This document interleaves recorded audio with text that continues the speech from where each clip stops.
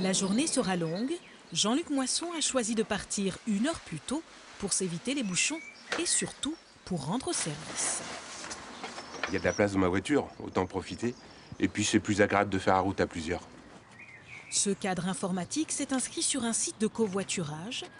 Il fait un détour de 3 km pour aller chercher Sandra Duval. La jeune femme utilise pour la première fois ce service. De chez elle, elle peut surveiller l'arrivée de Jean-Luc. D'ordinaire, Sandra part travailler en train. Embauchée seulement depuis janvier, impossible pour elle de ne pas aller travailler. Je ne pouvais pas manquer ma journée pour cause de grève, surtout s'il est prévu d'avoir des grèves 2 jours par semaine jusqu'à fin juin. Je pense que je vais faire ça jusqu'à fin juin si tout se passe bien. Enchantée, Sandra, c'est pour le covoiturage. Enchanté, Jean-Luc, tout à fait. Sandra Duval et Jean-Luc Moisson ne se sont pas choisis par hasard. En plus de la proximité géographique, ils ont découvert sur l'application qu'ils travaillaient tous les deux pour la même entreprise. Je travaille dans la partie informatique. En période de grève, le trajet ne coûte rien à la jeune femme. La région et son employeur prennent en charge la dépense. Alors en fait, je m'occupe... Jean-Luc va être quand même payé 3,37 €, le prix du covoiturage. Et moi j'ai offre grève, donc je paye vraiment rien, tout le covoiturage est offert.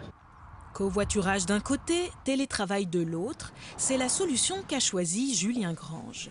Il commercialise des produits gastronomiques, impossible pour lui d'assurer ses livraisons. Il a donc choisi d'accomplir ses tâches administratives dans cet espace de travail partagé qui offre toutes les prestations d'un immeuble de bureau. Ça n'empêche pas de travailler, je travaille différemment, ça engage quelques problématiques quand même. Mais au moins, ça nous permet de pallier aux difficultés de la région parisienne lorsqu'il y a des grèves.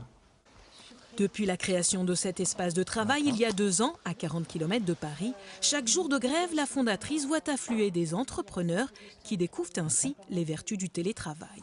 La grève, ça peut être un déclencheur intéressant pour amener les entreprises à penser autrement, à essayer un concept qu'ils ne connaissent pas et dont ils ont peur, et à s'apercevoir que finalement c'est très efficace. Merci, au revoir à ce soir. Arrivée à l'heure et sans stress pour Sandra Duval, cette première expérience est une réussite et ce soir, retour dans les mêmes conditions.